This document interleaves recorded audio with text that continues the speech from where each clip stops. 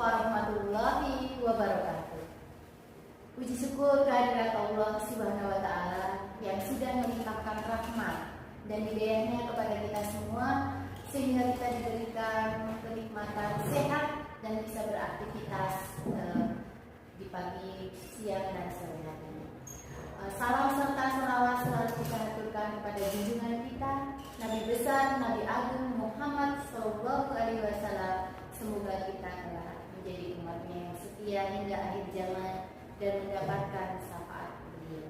Amin. Kepada ayah bunda yang saya hormati, khususnya untuk siswa-siswa SD Gia Baru, dalam kesempatan ini saya ingin menyampaikan tentang pemaparan materi anti-bullying, di mana kita ketahui bersama bahwa banyak di sekolah-sekolah terjadi kekerasan, baik secara fisik, verbal, psikologis, maupun secara cyber. Maka dalam kesempatan ini saya ingin menyampaikan bentuk-bentuk dari anti-bullying. Yang pertama, pengertian terlebih dahulu. Bullying berasal dari kata bull yang artinya yaitu banteng. Kalau kita ketahui bahwa secara etimologi, bully itu diartikan sebagai pengentak, di mana bullying itu sendiri merupakan tindakan perilaku di mana terdapat kekerasan, baik secara verbal, secara fisik, psikologi, dan juga cyber, di mana para korbannya tidak melakukan perlawanan, sehingga dalam hal ini pelaku dari bullying ini ingin mendapatkan bahwa korbannya itu menderita. Baiklah, untuk selanjutnya marilah kita kenalkan jenis-jenis bullying. Yang pertama yaitu sosial, di mana bullying sosial ini merupakan suatu tindakan kekerasan di mana korbannya itu akan dikucilkan dalam kelompok dari perkumpulan anak-anak yang lain. Dia akan merasa tidak dihargai secara keberadaannya. Lalu yang kedua adalah verbal bullying, yaitu suatu bentuk tindakan kekerasan di mana melalui suara yang kasar, kata-kata yang jelek, kata-kata yang menyudutkan bagi korbannya, sehingga korban merasa bahwa perkataan dari pelaku bullying ini sendiri akan menekan dirinya. Lalu yang ketiga adalah jenis bullying secara psikologis, di mana para korbannya ini nanti akan mendapatkan kekerasan, baik secara mentalnya itu akan merasa tidak dihargai.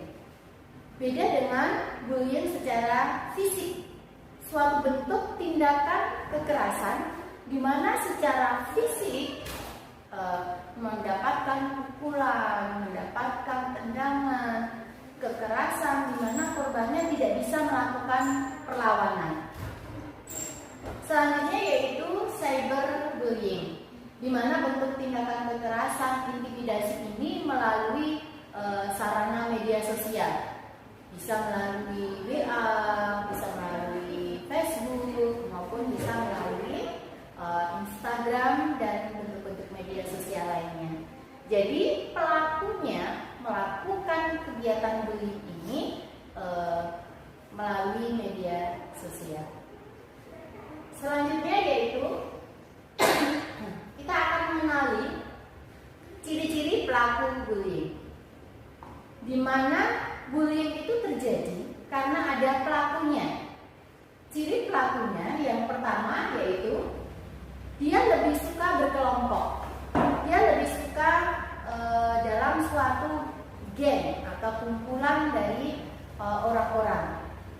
Lalu ciri yang kedua adalah dia ingin menempatkan dirinya itu di posisi tertentu yang penting.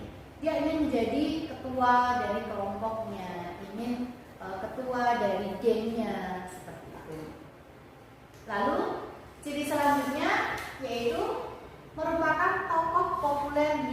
sekolah.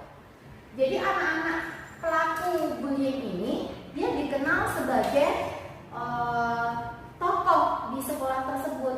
Bisa jadi dia jadi ketua gengnya, ketua kelompoknya di situ, dan dia ingin merasa bahwa dialah yang paling menonjol.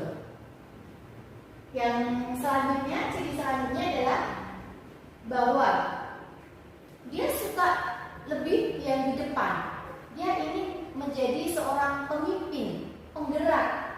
Lalu dia suka berkata kasar, menyepelekan orang lain, merendahkan orang lain. Ini merupakan ciri-ciri dari pelaku bullying. Selanjutnya adalah kita perlu mengenali ciri korban bullying. Di sini saya paparkan yang pertama, yaitu secara akademis. Korban dari bullying secara akademis ini adalah biasanya anak-anak yang pandai atau anak-anak yang kurang pandai, di mana ada anak-anak yang menonjol dan anak-anak yang kurang. Ini akan sangat sekali menjadi korban bullying. Selanjutnya adalah secara sosial. Dia akan merasa tersingkir dari kelompok-kelompok yang ada dan dikucilkan dari kelompok-kelompok yang ada. Jadi dia akan sulit untuk bersosialisasi, berkumpul dengan teman-teman yang lain. Ini biasanya akan menjadi korban dari bullying itu sendiri. Selanjutnya yaitu mental dan perasaan. Jadi anak-anak yang korban bullying ini akan seringkali menjadi cirinya yaitu anak yang kurang pede, kurang percaya diri. Ini akan sering sekali mendapatkan bullying. Dan anak-anak yang kurang bisa berinteraksi dengan yang lain. Ciri yang selanjutnya yaitu fisik. Secara fisik, korban bullying ini akan mendapatkan kekerasan, baik secara pukulan, baik kekerasan fisik yang lain. Ini akan menjadi ciri dari korban bullying. Yang selanjutnya yaitu ciri selanjutnya secara antar perorangan. Jadi hubungan antara satu dengan yang lain, siswa yang satu dengan yang lain ini akan merasa dia ditekan. Apabila seseorang atau anak yang ingin berteman dengan yang lain, ini akan mendapatkan intimidasi dari pelaku bullying yang dia dianggap sebagai ketua kelompok atau ketua gengnya. Secara sosial, korban bullying ini tidak diterima oleh kelompok dari sosial yang lain. Dia dikucilkan dari kelompok tersebut. Dia merasa tidak dianggap dari kelompok sosial yang lain. Jadi ada beberapa ciri dari korban bullying itu sendiri. Selanjutnya, untuk mengatasi bullying atau kekerasan di sekolah, maka sekolah perlu mengadakan program-program di mana untuk menekan tindakan atau perilaku kekerasan yang akan terjadi di sekolah. Program yang pertama yaitu kita perlu menanamkan rasa aman. Karena rasa aman itu adalah hak atau milik dari seluruh siswa yang ada di sekolah. Ketika dia berangkat sekolah, ketika dia merasa aman, maka dia akan nyaman mengikuti pembelajaran di sekolah. Lalu yang kedua yaitu bahwa kita perlu memberikan sosialisasi, kesadaran kepada seluruh siswa bahwa tindakan bullying itu tidak dapat diterima dimanapun, baik itu di sekolah, di lingkungan rumah maupun di keluarga. Khususnya di sekolah, kita perlu menyadarkan, memberikan sosialisasi kepada seluruh siswa maupun seluruh warga sekolah untuk bisa menerima bahwa tindakan bullying atau kekerasan ini tidak diperkenankan di sekolah. Lalu yang ketiga adalah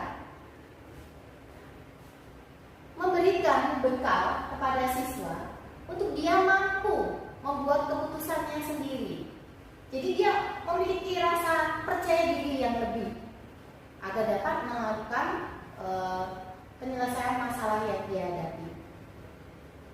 Lalu membantu siswa untuk bisa dia diterima dalam suatu lingkungan atau kelompok tertentu sehingga menjadi orang yang bisa dipercaya. Selanjutnya ada beberapa kegiatan dari program yang sudah tadi dicanangkan di sekolah. Kegiatannya bisa berupa yang pertama adalah brainstorming, yaitu penguatan pemikiran kepada anak bahwa tindakan kekerasan atau bullying ini tidak diperkenankan. Bisa melalui diskusi, bisa melalui forum tanya jawab, konsultasi kepada guru ataupun kepada guru bimbingan konseling di sekolah. Yang kedua yaitu menggunakan lembar kerja. Jadi kita bisa mendeteksi tindakan-tindakan kekerasan itu melalui lembar kerja, di mana nanti siswa kita identifikasikan kekerasan apa saja yang diterima, kekerasan apa saja yang ada di sekolah seperti itu. Yang ketiga, membaca buku cerita, di mana di dalamnya ada suatu cerita tentang kegiatan yang berhubungan dengan tindakan kekerasan itu sendiri atau bullying. 4, yaitu membuat poster anti dari bullying. 5, bermain drama atau berperan sehingga anak bisa menumbuhkan rasa percaya dirinya, sehingga anak bisa mampu ikut bersosialisasi.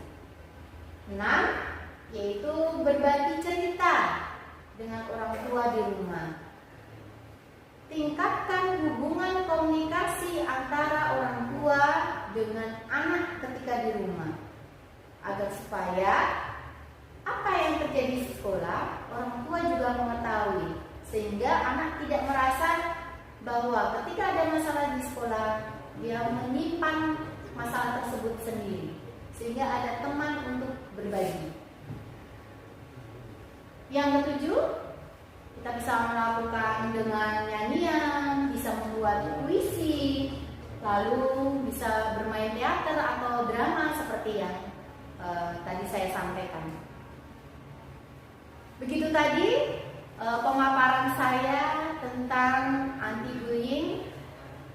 Semoga semua keluarga besar dari SD Widya Baru, anak-anak SD Widya Baru yang kemudian cintai, semoga kita selalu mengkampanyekan anti-bullying, anti kekerasan. Marilah kita belajar dengan rasa aman dan nyaman ketika di sekolah untuk mengukir prestasi. Demikian pemaparan saya akhiri. Wassalamualaikum warahmatullahi wabarakatuh.